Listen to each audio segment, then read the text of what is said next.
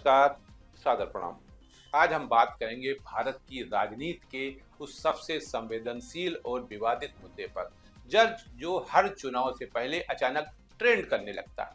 ED, enforcement directorate, प्रवर्तन निदेशालय की कार्रवाई और उसकी टाइमिंग। विपक्ष का आरोप है कि ईडी का इस्तेमाल चुनावी मौसम में राजनीतिक दबाव बनाने के लिए किया जाता है, जबकि ईडी का कहना है कि उसका काम केवल कानून के तहत जांच करना है, चुनाव से कोई लेना देना नहीं होता है। लेकिन सवाल फिर भी खड़ा होता है कि अगर ईडी की कार्रवाई चुनावों से ठीक पहले तेज हो जाती है, बड़े छापे, गिरफ्तारी या पूछताछ उसी समय दिखाई देती है, तो क्या यह सिर्फ संयोग है या कोई पैटर्न है? आज हम किसी पार्टी की पीआर नहीं करेंगे, किसी पर व्यक्तिगत आरोप नहीं लगाएंगे, बल्कि केवल टाइमलाइन, केस की उम्र, चुनावी तारीखें और कार्रवाई की डेट्स देखकर एक पैटर्न समझने की कोशिश करेंगे। बंगाल, दिल्ली, झारखंड, महाराष्ट्र और कुछ दूसरे राज्यों के उदाहरण के जरिए सबसे पहले एक जरूरी बात, भारत में एजेंसियों का अस्तित्व कानून और संसाधनों की मजबूती के लिए जरूरी है। भ्रष्टाचार, मनी लॉन्ड्रिंग, हवाला, चुनावी फंडिंग, सेल कंपनियां, ये सब गंभीर अपराध हैं। एजेंसियों को जांच करनी चाहिए और दोषी को सजा मिलनी चाहिए। लेकिन साथ ही लोकतंत्र में एजेंसी का निष्पक्ष दिखना भी उतना ही जरूरी है जितना निष्पक्ष होना। क्योंकि अगर जनता को लगे कि एजेंसी का इस्तेमाल चुनाव प्रबंधन के लिए हो रहा है, तो जांच की विश्वसनीयता पर तो सवाल उठ ही जाता है। इसी बैकग्राउंड में हम आज ईडी के पैटर्न का एनालिसिस करते हैं। सबसे पहले पश्चिम बंगाल चलते हैं। यहाँ 8 जनवरी 2026 की घटना सामने आती है, जब ईडी ने कथित कोयला तस्करी से जुड़े 2,742 करोड़ रुपए के मनी लॉन्ड्रिंग केस के तहत इंडियन पॉलिटिकल एक्शन कमेटी यानी आईपैक के ऑफिस और उसके निदेशक प्रतीक जैन के घर छापेमारी की। इस केस की खास बात यह है कि सीबीआई ने एफआईआर 27 नवंबर 2020 को दर्ज की थी और ईडी ने 28 नवंबर 2020 को जांच शुरू की थी, यानी मामला लगभग 5 साल पुराना था। लेकिन पहला बड़ा और हाई प्रोफाइल छापा उस वक्त मारा गया जब बंगाल में मार्च अप्रैल 26 में चुनाव होने। भाई ये जब एफआईआर हो चुकी थी तो आप बहुत पहले इस पे कर सकते थे कार्रवाई, अरेस्ट कर सकते थे उनको, तब आपने छापा क्यों नहीं मारा? ये सवाल उठेगा ना। विपक्ष का यही सवाल है कि अगर केस 2020 से चल रहा था तो 26 के चुनाव से 2-3 महीने पहले ही बड़ी कार्रवाई क्यों नहीं? ईडी का तर्क है ये हो सकता है कि जांच में सबूत मिलने पर ही छापा पड़ता है और छापे की टाइमिंग जांच की गति पर निर्भर करती है।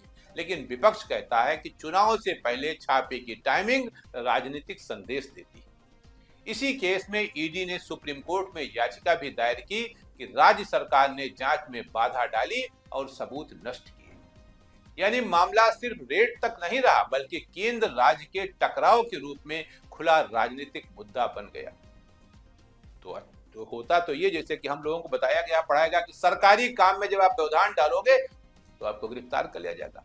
क्या ही अच्छा होता कि ईडी या केंद्र सरकार पश्चिम बंगाल की मुख्यमंत्री ममता बनर्जी को गिरफ्तार कर लेती, लेकिन उसने ऐसा नहीं किया, करेगी भी नहीं, क्योंकि अप एंड डाउन पता है, मेरिट डिमेरिट पता है। अब दूसरा बड़ा उदाहरण दिल्ली का। दिल्ली में कथित शराब नीति मनी लॉन्ड्रिंग केस 2022 में शुरू हुआ।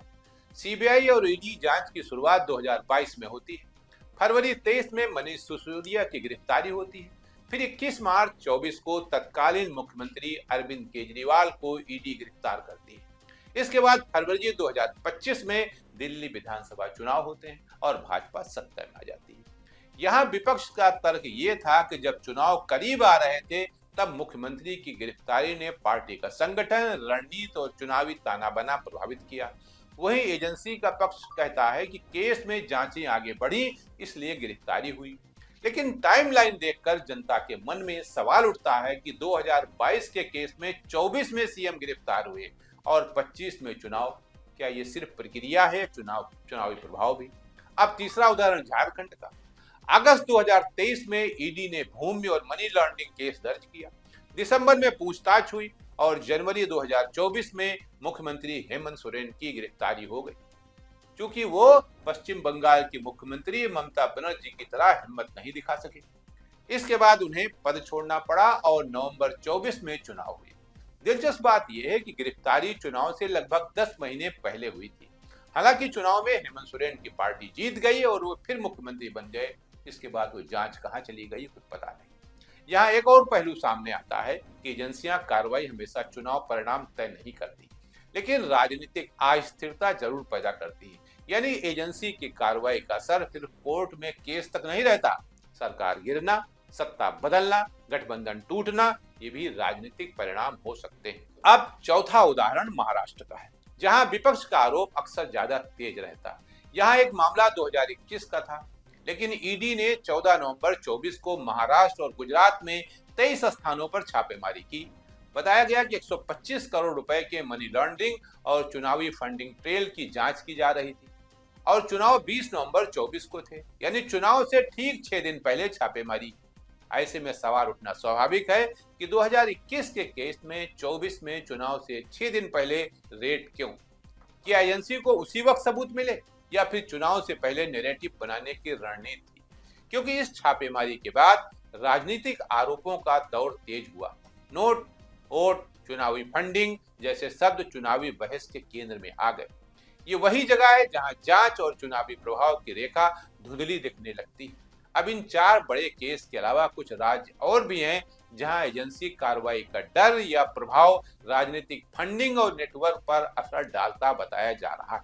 उदाहरण के तौर पर तमिलनाडु में शराब, रियल एस्टेट और सेल कंपनियों से जुड़े केस सत्ताधारी डीएमके के लिए परेशानी माने जा रहे हैं। बस बिहार का भी मामला इस मामले में है, उसकी भी आप चर्चा कर सकते हैं, उसके बारे में भी देख सकते हैं। वहां भी लालू प्रसाद यादव और उनके परिवार के ऊपर जैसे ही चुनाव की घोषणा हुई उसके बाद शुरू हुआ खेल।